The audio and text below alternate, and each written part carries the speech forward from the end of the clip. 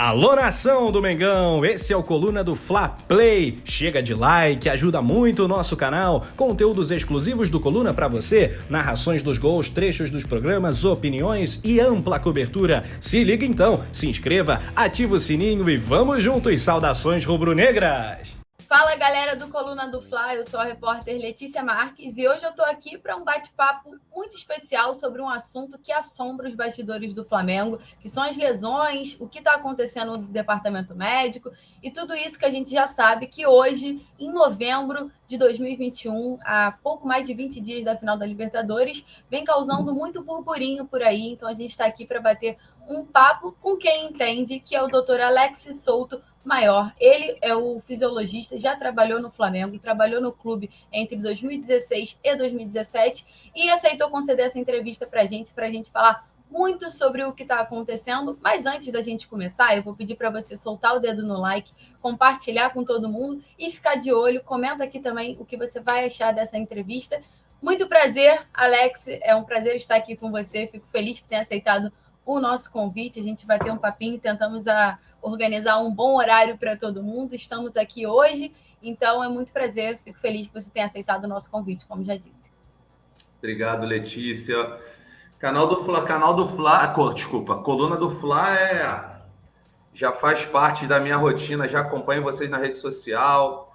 Dei uma entrevista logo depois que eu saí do Flamengo para vocês. Eu acho o canal incrível, um canal com informações coesas, com posicionamentos concretos, então não é nada assim aleatório. Então, o jornalismo que vocês fazem é um jornalismo bem verdadeiro, que deixa o torcedor a par do que realmente está acontecendo, né?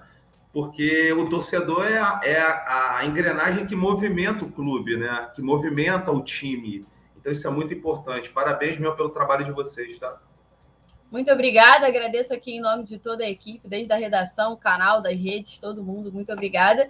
E assim, vamos começar, porque eu acho que o papo deve ser um pouquinho longo, porque tem muita coisa para a gente debater, a gente já conversou um pouquinho aqui nos bastidores, então você acompanha o Flamengo, como disse, está sempre ligado também aqui no Coluna do Fla, então sabe como está os bastidores, o que está acontecendo.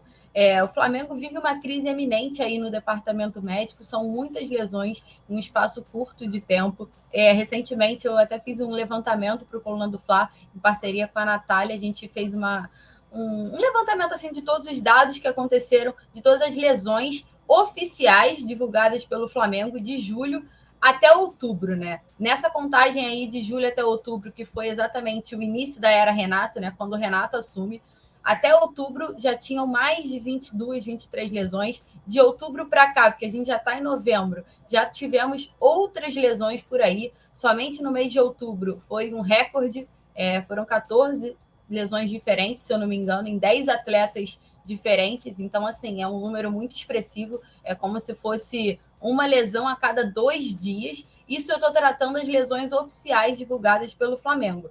Então, eu queria que você começasse a falar um pouquinho como funciona. Eu vou trazer um tópico aqui que eu separei, que é para a gente entender como funciona o departamento do futebol, desde a comissão técnica até essa parte da fisiologia, né, que envolve o departamento médico. Como é que funciona esse organograma? Como é que a gente vê isso dentro do clube? Porque, assim, eu, como jornalista, até tenho a oportunidade de estar dentro do clube, até entendo um pouquinho, mas assim, o torcedor às vezes não entende como funciona. Então, eu entendo que é tudo muito casado, né? A comissão técnica tem que estar dialogando muito bem com o departamento médico, que tem que estar dialogando muito bem com o treinador, que tem que estar dialogando muito bem com os jogadores. Mas assim, você que tem total experiência e, inclusive, já trabalhou no próprio Flamengo, né? Então, assim, num clube de expressão como o Flamengo, quero que você traga para mim um pouquinho como é que funciona essa parte.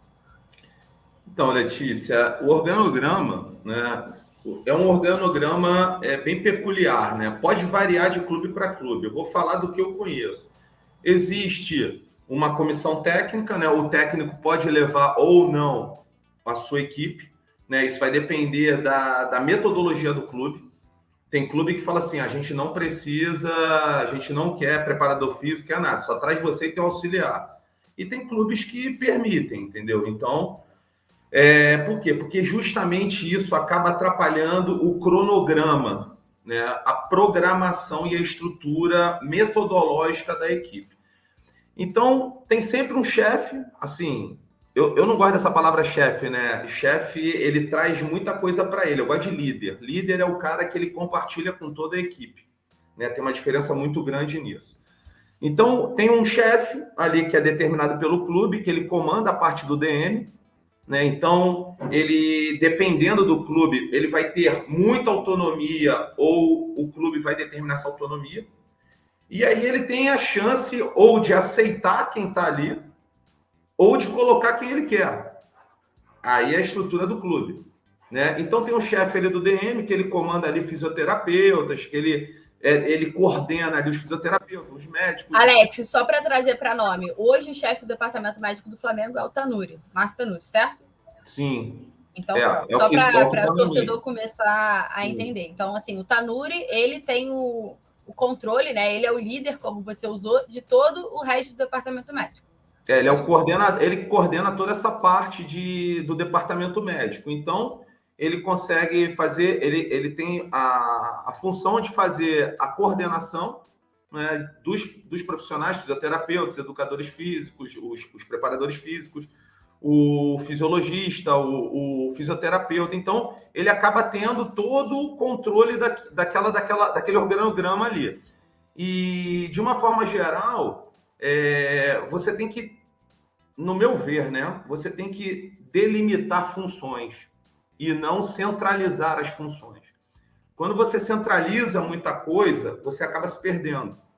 Isso é um dos grandes erros de vários locais, de vários clubes, né?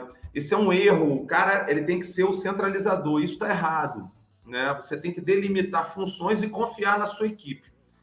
Mas nem sempre, Letícia, o que acontece? No futebol, o futebol ele exige algo muito importante, que são duas coisas juntas: experiência e conhecimento científico.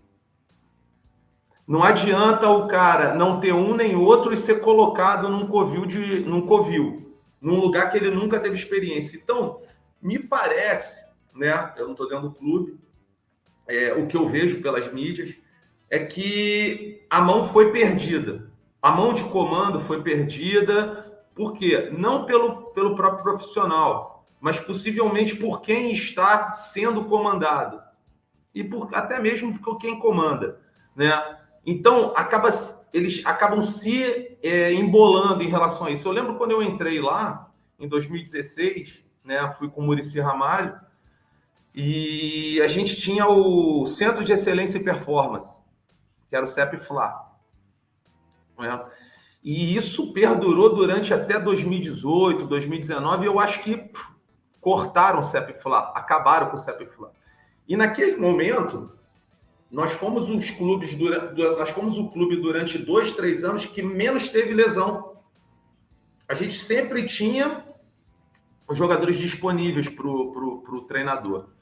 Porque a gente fazia uma reunião metodológica para entendimento de quem precisa ganhar mais força, menos força, quem precisa treinar um pouco a mais, quem precisa fazer o complemento do treino, porque o Flamengo ele é, cara, uma máquina de tecnologia. Entretanto, porém, contudo, não tem piloto nessa Ferrari. Tá entendendo o que eu tô falando? Tu tem uma Ferrari, mas ela tá parada.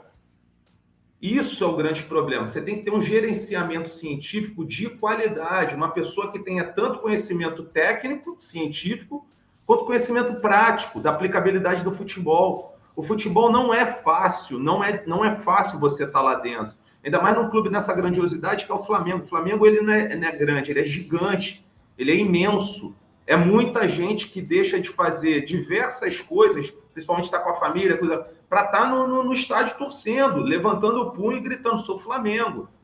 Então, essa decepção, esse ponto de interrogação que deixa na cabeça do torcedor, é algo muito complicado, porque tem Campeonato Brasileiro e uma decisão importantíssima que é a Libertadores. Né? E não sabe com quem vai contar, porque, como você falou, tem mais de 14 lesões no clube. E eu não estou falando de jogador mais ou menos, estou falando de jogador top, da alma do time. Então, isso é necessário, Letícia, você ter um gerenciamento correto de todo mundo que você lidera. Mas não é você ter um cara assim, gerenciar um cara mais ou menos. O Flamengo não é mais ou menos, o Flamengo é gigante. Ele tem que ter um cara muito bom, um cara que tem um conhecimento técnico, científico, ele consiga compreender a lesão, ele saiba entender o momento que aquele jogador vai estourar, porque tem ferramentas para isso. Diversos, controle de carga interna, controle de carga externa, teste de força, teste de potência, tem tudo. Só não vê quem não quer. E avisar, ó, pô, o controle do GPS me dá uma notoriedade enorme, o controle bioquímico. O Flamengo tem uma base bioquímica enorme, não sei nem se está funcionando. Então, tudo isso me diz assim, ó, chego para o treinador e falo, ó, cara, não tem condições, o cara vai quebrar. Aí fica na conta do treinador, se ele vai colocar ou não. Mas pelo que eu estou vendo, isso não está acontecendo. Porque se eu não me engano, a estatística é a cada 2 dias um se machuca no mês de... Isso, foi o que eu falei. No mês de outubro, a cada 2 dias, uma lesão. Pô, isso e assim, o que a gente trata muito, Alex, é que são lesões musculares, né? Com exceção do Pedro e do Kennedy agora, que foi o mais recente, que ainda nem foi comunicado oficialmente pelo Flamengo, né? Foi falado pelo Renato em entrevista coletiva. Com exceção dos 2, que são traumas, todo o resto são lesões musculares. E aí vai adutor da coxa, panturrilha, e aí a gente entra num outro âmbito que eu queria te perguntar também, o porquê tantas lesões musculares. A gente assistiu sobre, acredito que você tenha visto, se não viu, me perdoa, mas eu posso te situar um pouquinho. O Pedrinho, comentarista do Sport TV, ele deu uma aula, assim, digamos, de uma análise do que pode estar acontecendo. O Pedrinho tem uma carreira aí sólida como jogador, né? E claro que não pode responder como médico, mas acredito que anos de vivência ele tenha um mínimo de embasamento sobre o assunto. E ele bate muito na tecla na metodologia, né? Do que acontece. Por que será que tantas lesões musculares, principalmente, será que as lesões são associadas à metodologia de jogo, à coordenação dos movimentos? E aí ele até explica uma coisa que eu acho que é muito óbvio, não precisa nem ser tão expert para você pensar nisso, né? Que quando o modelo de jogo é fixo, você gasta menos energia para fazer determinada ação. E gastando menos energia, você tem menos... um desgaste muscular menor, e com isso você tem um menor número de lesão. E ele faz até um parâmetro do que acontecia com o Jorge Jesus, que na época o Flamengo tinha um modelo de jogo muito trabalhado, muito fixo, cada jogador sabia sua determinada função, até onde tinha que ir, até que ponto poderia chegar, e desde que o Jorge Jesus saiu, parece que isso se perdeu, né? Então o Flamengo tem muitos desgastes musculares, tem muitas lesões musculares. Acho que o Pedro, Gabigol e o Kennedy foram os únicos 3 jogadores que tiveram traumas, né? Entorses no tornozelo, e o Pedro, com exceção, que foi o problema no joelho, né? Além de uma entorse no tornozelo que ele teve um pouquinho no meio do ano. Então, assim, eu queria saber o quanto a metodologia de jogo, o quanto o treinador também tem participação nisso. Então, Letícia, são duas coisas, né? Primeiramente, você tem que entender se esses jogadores eles apresentam uma assimetria muscular, ou seja, uma diferença entre um membro e outro, ou entre uma musculatura e outra. Isso já deixa claro que o jogador vai machucar. E isso eu posso fazer com diversos equipamentos, principalmente os dinamômetros. Eu consigo analisar o desequilíbrio muscular, tanto entre membros e tanto entre músculos. E eu tenho que ver mobilidade desse jogador, o quanto tem de mobilidade um posterior de coxa, o quanto tem de mobilidade o tornozelo, a própria coluna. Às vezes o problema do adutor, o grande problema, Letícia, é que as pessoas tratam diretamente o local da lesão e não a consequência que levou isso. Aquele músculo que foi machucado é um músculo que sofreu uma consequência de um outro local. Por exemplo, ele pode ter um problema no quadril que afetou o adutor. Ele pode ter um problema na coluna torácica que pode afetar o adutor. Mas só que as pessoas elas têm uma visão macro e não micro. Você tem que olhar tudo, né? Eu sempre dou um exemplo daquela série Dr. House, que ele botava vários pontos ali sobre aquele paciente e depois ele só ia o quê? Cortando os pontos até chegar o laudo final. Ponto. Então isso... tem algum... Ele está diminuindo a performance, eu tenho plataforma de força, eu tenho diversos equipamentos que eu posso analisar isso, dinamômetro, isocinético, portátil, isoinercial, eu tenho plataforma de força, eu tenho diversos equipamentos, eu tenho análise bioquímica para olhar CK, LDH, TGO, TGP, diversas coisas que eu consigo fazer, observar. Então, esse é o primeiro ponto. Ninguém olhou isso, né? Eu tô fazendo um cenário, ninguém olhou isso. E dá para o técnico. Ó, o jogador está apto. Aí o técnico vai armar o esquema dele. 4-4-2, 4-3-2, enfim, o que ele fizer. Marcação livre. E aí vira o quê? Se ele fizer linhas certinhas, os jogadores sabem a posição, a hora de avançar. É como se fosse um exército. Sabe a hora de avançar, pressionar e a hora de retroceder e defender. Então vai fazer esse bloco aqui. Agora, quando está todo mundo assim, bate cabeça, muda de direção o tempo todo. No GPS que os jogadores usam, existe uma variável que se chama player load. Player load, ele analisa através do movimento antero-posterior, látero-lateral e crânio-caudal, o quanto esse jogador se movimenta no campo. Isso dá intensidade do cara. Eu tenho um mapa de calor, que eu vejo naturalmente onde o jogador se concentrou. Se eu pedir para esse jogador... Aconteceu um fato uma vez, até no próprio clube, quando eu estava lá, que o técnico pediu para o jogador cobrir uma área de meio campo, e o jogador só ficava no lado mais confortável dele, que era o lado direito. Ele abandonava o lado esquerdo. Nesse jogo nós tomamos um gol de ataque. Aí eu fui buscar o que era. Quando eu apresentei para o jogador, eu falei, ó, o jogador que você escalou só ficava do lado direito. Aí ele, como é que você sabe? Eu falei, o mapa de calor tá aqui, ó, mostrando tudinho. Então o cara fica do lado mais confortável dele, ainda mais quando você não tem um sistema organizacional. Eles vão ficar batendo cabeça, automaticamente eles gastam mais energia, e essa mudança de direção, para quem tem desequilíbrio muscular, para quem tem problemas de mobilidade, vai se machucar. E vai se machucar sozinho, que é a questão muscular. E é muito o que aconteceu, né? A gente pode lembrar, assim, eu trouxe outubro porque outubro foi o que mais me espantou, né? Como eu falei, foram 14 em novembro está começando, né? Não, novembro está começando, já tivemos duas, né? O Kennedy por aí, o Vitinho, que sentiu dores, mas por enquanto o Flamengo oficialmente não se pronunciou. Cheguei até a ouvir que tinha sido somente cãibra, coisa de jogo mesmo. A gente vai ver o que vai acontecer para a partida de amanhã, porque o Flamengo joga contra o Atlético Goianiense, e a gente vê se ele vai ser relacionado ou não, para a gente ter um panorama. Mas já são dois atletas, sem contar o Rodrigo Caio, que também foi logo no finalzinho de outubro com o joelho, então é outra situação. E aí eu queria lembrar para você, não lembro se você, acredito que você acompanhou, sim, em setembro, quando teve a data FIFA, o Flamengo chegou a ficar 15 dias sem nenhuma partida. Desses 15 dias sem nenhuma partida oficial, 4 foram de folga. O Flamengo jogou contra o Santos num sábado e só se reapresentou, se eu não me engano, numa quarta ou numa quinta-feira. Na quarta, quinta-feira seguinte, ou seja, domingo, segunda, terça e quarta, provavelmente, entre 3 a 4 dias de folga. E aí se reapresenta naqueles moldes. São 4 dias de um atleta de alto rendimento, sem fazer atividade nenhuma, né? Porque, assim, folga, eles não têm aquela obrigatoriedade, acredito eu, de executar atividades sobre acompanhamento do clube. Então, assim, já se reapresentam sem nenhuma atividade, estão 4 dias sem fazer nada, a gente conta assim, e aí se reapresentam nesse período, nesses últimos 10 dias de treinamento, até que o Flamengo voltasse a ter uma partida oficial, tivemos algumas lesões também. Então, o Flamengo tem atletas se lesionando, não só em jogo. O Flamengo tem atletas se lesionando muitos em treinamento.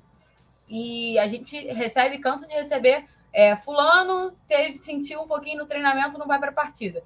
E isso também está tudo atrelado ao que você citou anteriormente, correto, Alex? Corretamente. Então, 15 dias é tipo, cara, o supra-sumo do futebol. Tu ter 15 dias de folga, 15 dias sem partida. Cara, no meio do campeonato, né? Porque é quase uma pré-temporada. Letícia, é a metade de uma pré-temporada, minha Letícia. Você pode ajustar tudo ali. Não existe um time que quer ser campeão, um time que é campeão, não quer ser campeão. O Flamengo é gigante, não é grande, é enorme. É o universo, não tem, tipo, Não tem como definir o Flamengo. O Flamengo é muito grande. Porra, tu ter 15 dias, velho. É tipo tu chegou no nível máximo que você pode botar teus atletas voando. Então, nesse momento, você poderia estar numa final de Copa do Brasil, liderando o Campeonato Brasileiro e, porra, bem folgado para disputar uma final de Libertadores. Então, hoje está o contrário. Que é 4 dias de folga. Pô, sabe lá o que vai acontecer nesses 4 dias? 4 dias de folga já começa destreinamento. Desce 1, 2, beleza. 4 dias. A partir do 7º dia, tu já começa a perder 10 a 15% da tua performance física. Tá entendendo? Então, esses jogadores já chegaram com um pouco mais de descondicionamento. Dessa forma, potencializa muito o risco de lesão. Não, isso então, tem foi... que ser... Pode falar, desculpa, pode completar. Isso tem que ser visto, isso às vezes, você tem que se posicionar, falar para o técnico, falar, pô, bicho, não tem condições de dar 4 dias para esses caras.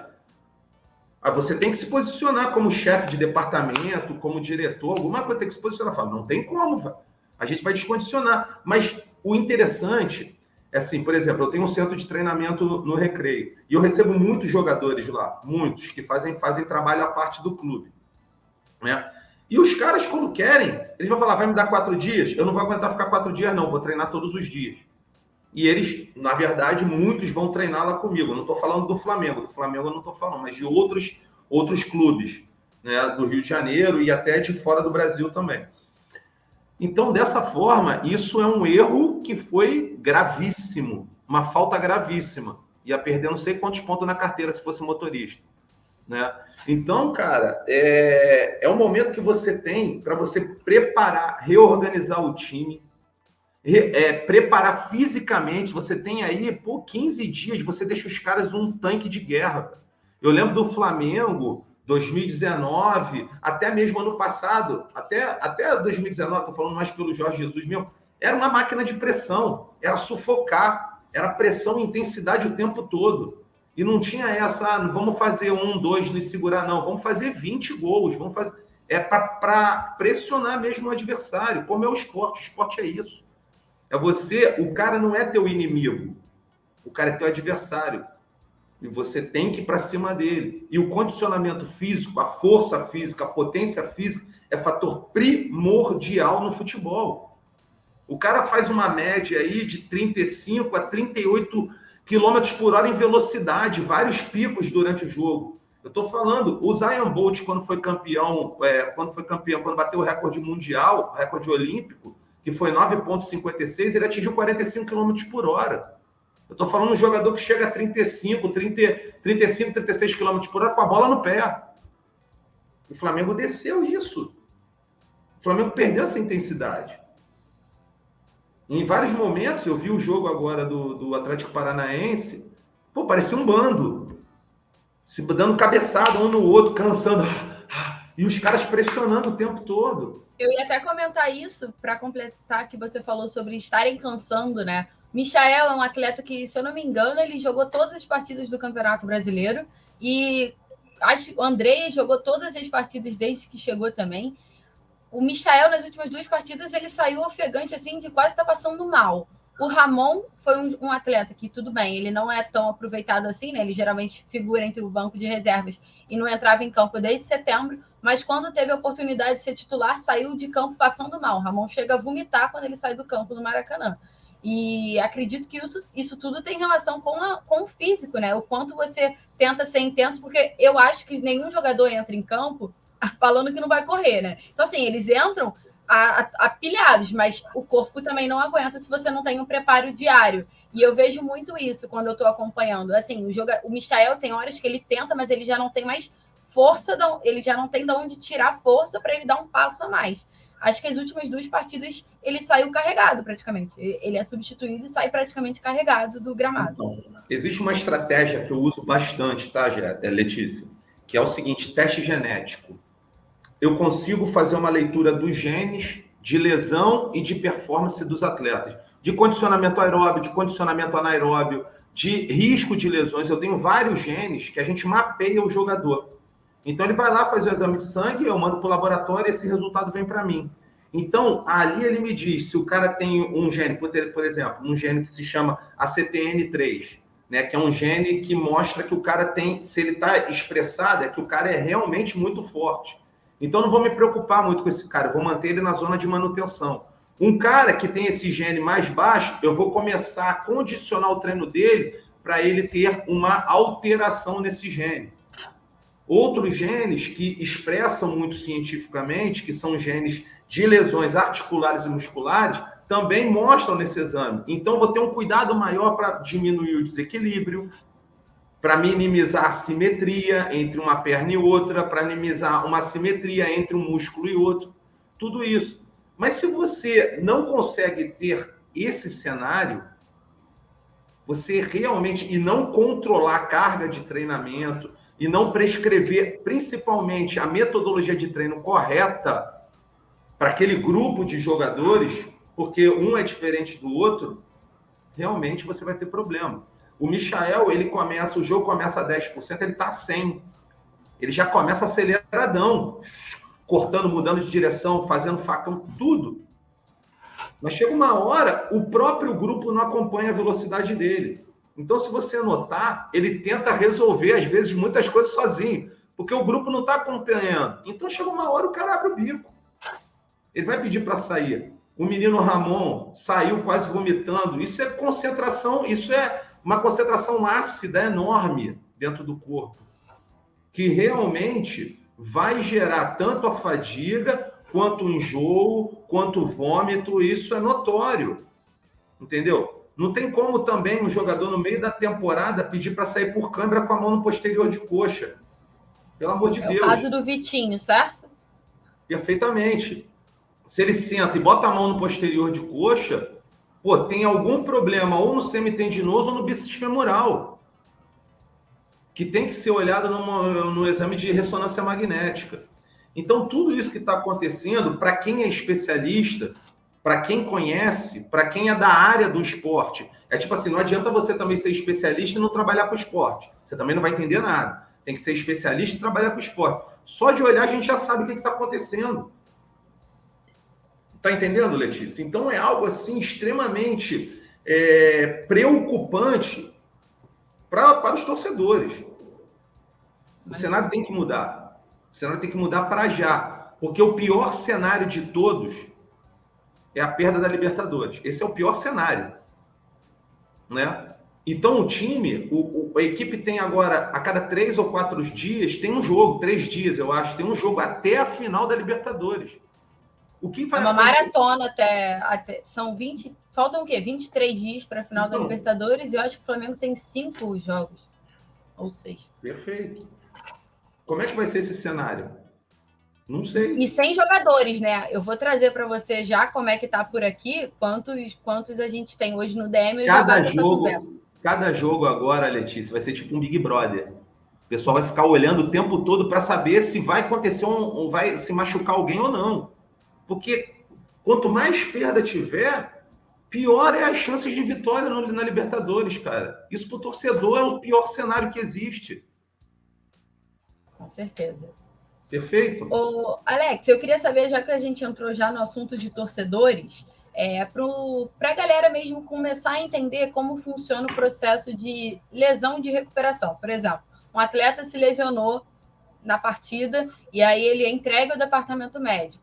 Como é a partir do momento que ele entrega o departamento médico, como é que é o processo até ele ser entregue novamente ao treinador e estar à disposição? Então, primeiramente, Letícia, é o diagnóstico, né? Ele vai fazer um exame de imagem, normalmente é uma ressonância magnética, a gente tem uma visualização melhor. Um dos grandes erros que eu já percebi em alguns outros clubes, eu não estou falando diretamente do Flamengo, é a leitura errada da imagem. Isso está sendo meio rotineiro em alguns lugares. Tipo, tem profissionais que não têm essa experiência em radiologia, em ler imagem e tal, não sei o que lá. Olha a imagem, aí fala assim, uma lesão de grau 1. Mas dependendo da posição da imagem, do quanto tem de edema, pode ser uma lesão de grau 2 evoluindo para uma de grau 3. E aí você trata aquilo como de grau 1, que é a recuperação 7 dias, 5, 7 dias. Você bota o cara estoura de novo. Então, tem que ter um profissional especialista em radiologia para ler direito a imagem, certo? E aí desenhar. Desenhou a metodologia, ele vai passar pela fisioterapia, né? A fisioterapia vai, dependendo da lesão, se foi grau 1, grau 2, grau 3. Quanto maior o grau, pior é o cenário, né? E aí a fisioterapia vai passar pelo procedimento fisioterapêutico, que é a correção do movimento, controle da dor, diminuição de edema, ganho de arco de movimento, de mobilidade. E aí, quando esse sujeito ele já consegue fazer movimentos sem dor e com uma melhor mobilidade, ele evolui para o campo. Evolui ou para o campo, aí já entra a parte do preparador físico. Se esse preparador físico não estiver bem alinhado com a fisioterapia, com a fisiologia e com a medicina, esse jogador aqui vai voltar novamente para o DM. Porque é o momento que eu começo a recondicionar esse atleta. Então, ele tem que ter treinamento de força, porque se você for lembrar, se eu for falar para vocês, quais são as funções do músculo, né? O músculo ele tem 3 funções. Uma é gerar calor, 2 é gerar movimento e 3 é manter a estabilidade articular. Se você machucou e você ficou um tempo parado fazendo tratamento fisioterapêutico, você vai fazer o quê? Você vai diminuir a área de músculo. Você vai entrar em desuso e atrofia. Você pode até perder a dor, diminuir a dor com o tratamento, mas tua articulação ela vai estar instável. Então, você precisa agora gerar um fortalecimento com treinamento de força para estabilizar aquela articulação, para evoluir para o campo. Se você for direto para o campo, saindo do DM e indo direto para o campo, a chance de você ter uma recidiva da lesão é mais de 50%. É muito o que acontece hoje, porque os atletas têm lesões recorrentes. Hoje, no Flamengo. Falando sobre hoje, assim, o atleta que já teve uma lesão no adutor da coxa tem de novo uma lesão no adutor da coxa um mês depois. Isso já aconteceu em algumas ocasiões também. São 2 fatores. Você tem que olhar a origem que está causando isso, porque o adutor pode ser a consequência, pode ser quadril, pode ser coluna, pode ser tornozelo, pode ser diversos fatores. E 2, entender o desequilíbrio muscular, que parece que não está sendo feito. Qual é a razão que a gente chama razão isquio-quadríceps? Razão posterior quadríceps. Posterior de coxa quadríceps. A gente pega o valor do posterior e o valor de força do posterior com o valor de força do quadríceps, a gente divide. Valores abaixo de 0,50 condizem com desequilíbrio muscular. E sabe quem vai ser prejudicado com isso? O seu joelho. E aí você tem que olhar mobilidade de tornozelo, mobilidade de quadril, força de glúteo, mobilidade de coluna. Se não olhar isso, vai cada vez mais ter jogadores machucados. Ô Alex, já que a gente falou sobre esse processo aí, né, desde a lesão até a recuperação do atleta, quando ele volta a ficar à disposição, acho que a torcida muito quer saber do que a gente pode esperar para o Flamengo.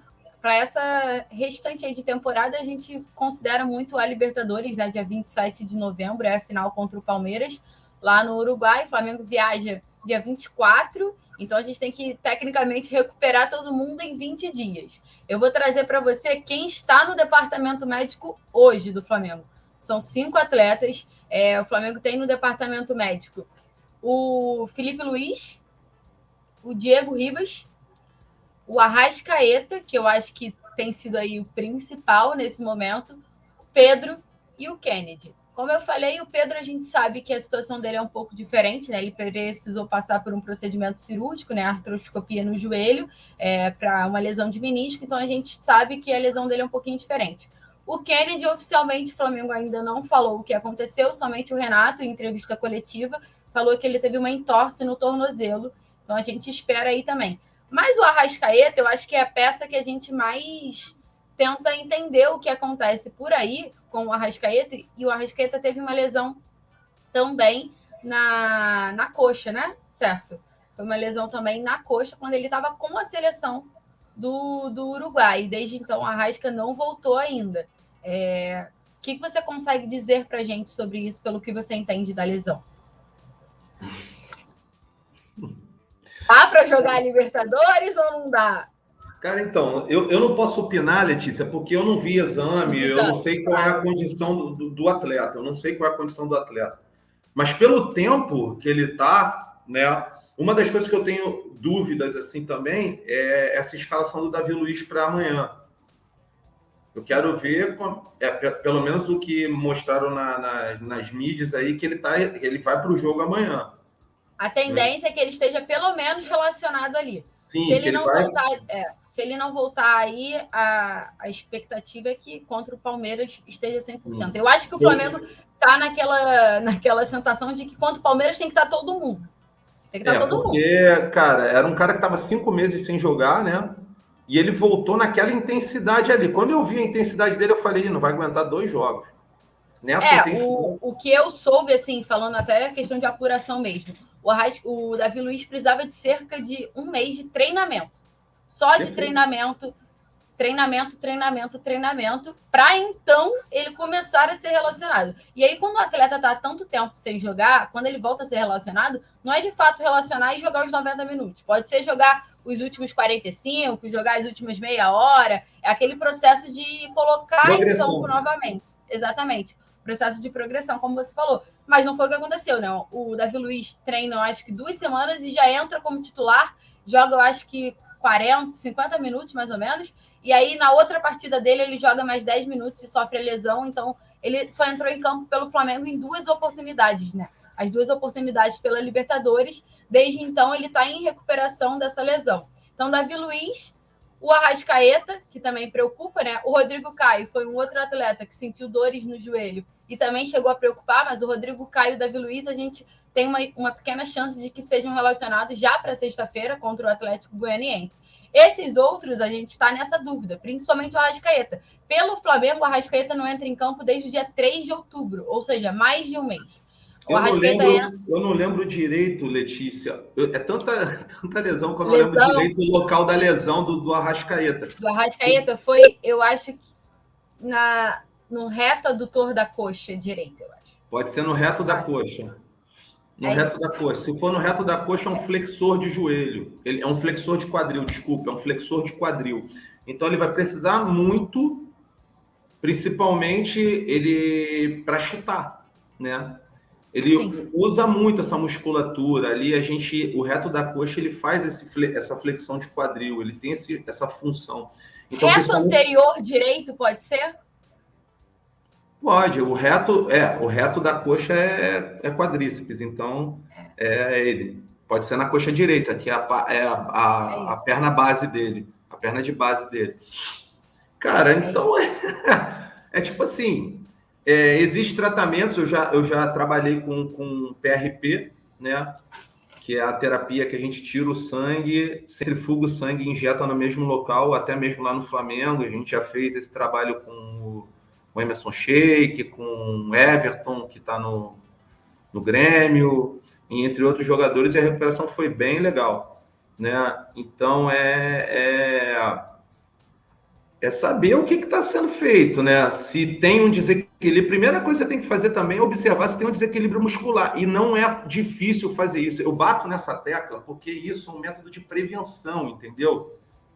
Quando eu estava lá, Letícia, eu criei um método de avaliação de potência dos atletas. Tem um equipamento lá pneumático que a gente chama, que se chama Squat Caser, que é um equipamento... Então, eu desenvolvi um método de avaliação de potência dos atletas. Aí eu publiquei esse trabalho numa revista internacional chamada Human Movement, validei esse teste, e eu não sei se o Flamengo está usando ainda, mas é um teste que muitos clubes já adotaram depois que eu validei ele. Então, tem como a gente observar o momento que o cara dá a impulsão para cima, o quanto ele gera de potência.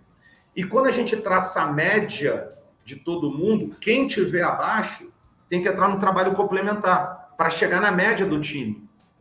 Entendeu? Então, essa questão do reto da coxa do Arrascaeta tem que ser verificado também o quadril dele e o tornozelo dele. E o equilíbrio entre o quadríceps, que é a coxa, e o quadríceps e o posterior de coxa. Porque isso pode evoluir para uma lesão de joelho. Tá entendendo? Muito tempo parado. Isso aí eu tenho que saber. Já são, acho que 2 semanas de treinamento, assim, de Arrascaeta fora, 2 ou 3 semanas já. Só pelo Flamengo já tem 1 mês. O Arrasca, eu acho que tem 2 ou 3 semanas que ele volta do Uruguai, né? Porque eu acho que ele joga 1 ou 2 partidas pela seleção, se lesiona, não joga a última e retorna para o Flamengo já para o tratamento. A expectativa é que ele jogue a final da Libertadores. Acho que o Flamengo agora, que vê o título brasileiro ficar cada vez mais distante, deve realmente focar ali para a partida contra o Palmeiras. E, Alex, eu queria muito saber sobre um outro assunto que também envolve um pouquinho o departamento médico, que acho que você, por já ter trabalhado lá dentro, você consegue dizer sobre isso e tenho certeza que você tem amigos em outros clubes e tudo mais. Mas saiu recentemente muitas notícias sobre a defasagem salarial que tem no Flamengo e o quanto os profissionais que trabalham lá dentro se sentem desvalorizados pelo próprio clube, né? Em questão de recompensação financeira e até de novas oportunidades. Não à toa, 2 profissionais mais recentes, o nutricionistas, deu adeus e foi para um clube de 2ª divisão de Portugal. Então, eu queria saber se você tem alguma observação. Foram 2 nutricionistas, só foi o Douglas, não? Não, foi o Douglas e teve um profissional antes que está no mesmo clube do Douglas, me falhou a memória, que ele foi um pouquinho antes do Douglas. Eu vi ontem nas notícias o Douglas, ele pediu demissão, né? O Douglas, eu conheço o Douglas desde quando ele era estagiário. Ele era estagiário e começou lá, um menino excelente, trabalha muito bem. E o nutricionista, ele é extremamente exigido, né? É um cara que viaja para todos os jogos, então é uma exigência muito grande. Em relação a déficit salarial, eu não sei te informar, sabe, Letícia, porque isso aí é uma questão muito particular do clube. Mesmo porque quando a gente está dentro do clube, é muito difícil a gente...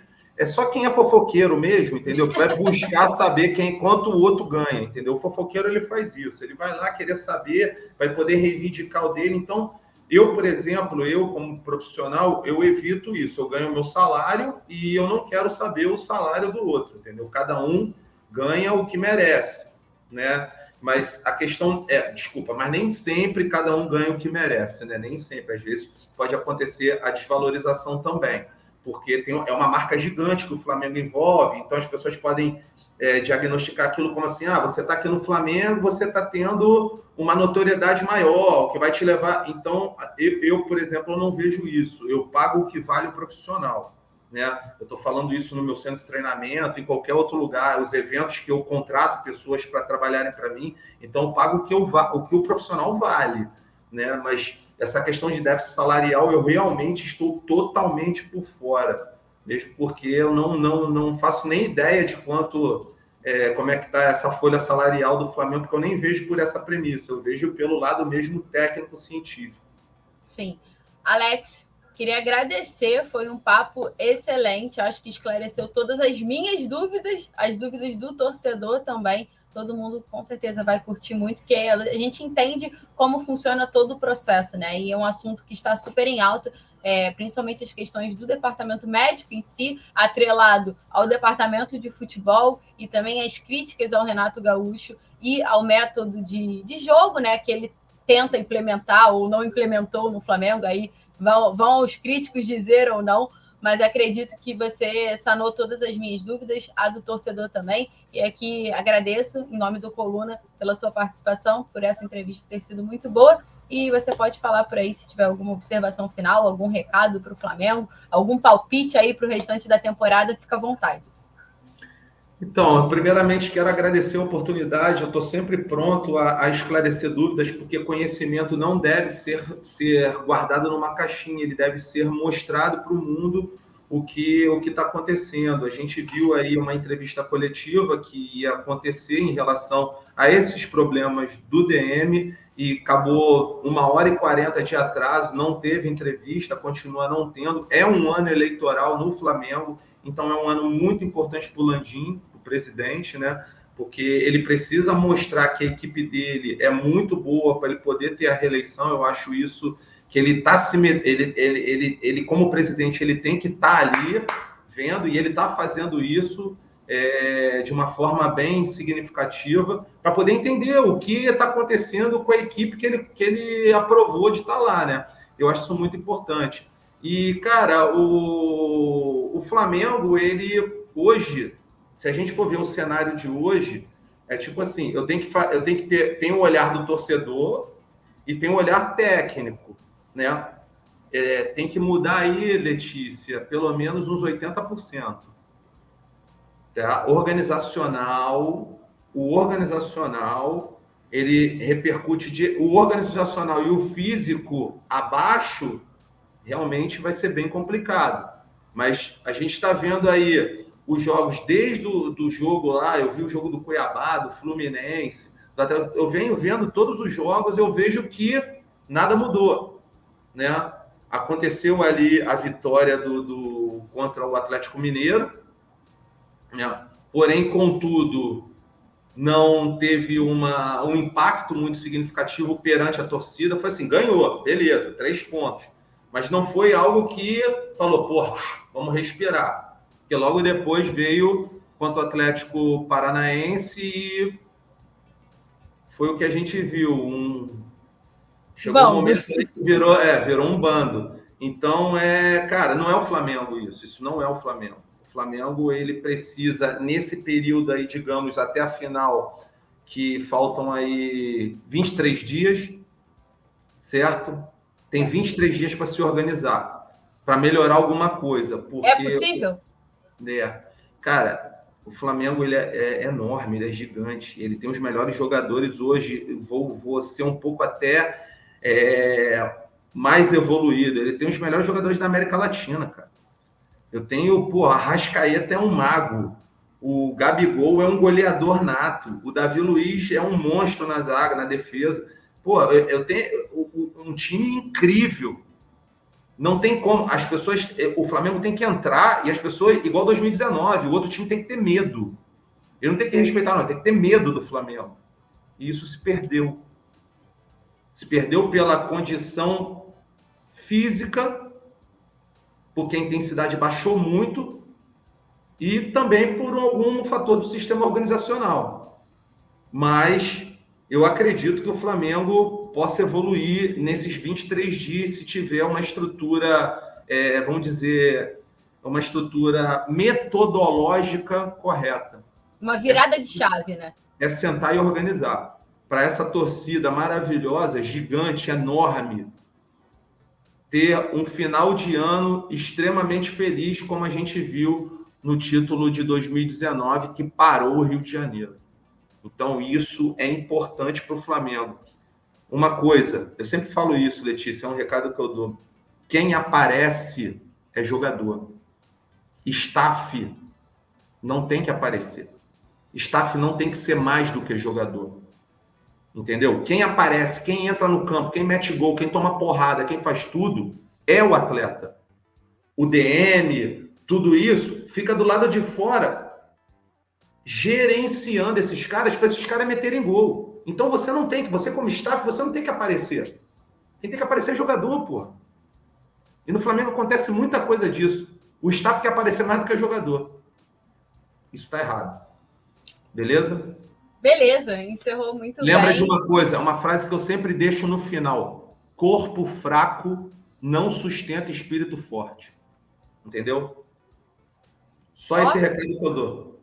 Eu não tenho nem mais o que dizer com essa frase aí que eu vou levar para a vida agora. Eu me despeço novamente. Queria agradecer a todo mundo que assistiu. Alex, muito obrigada de novo. Para você que assistiu até por aqui, ó, solta o dedo no like, se inscreve no canal, manda para todo mundo. Deixa aqui nos comentários o que você achou da entrevista. Pode perguntar. Sempre que a gente tiver oportunidade, estarei aqui novamente. É isso. Muito obrigada, galera do Coluna do Fla. Saudações rubro-negras.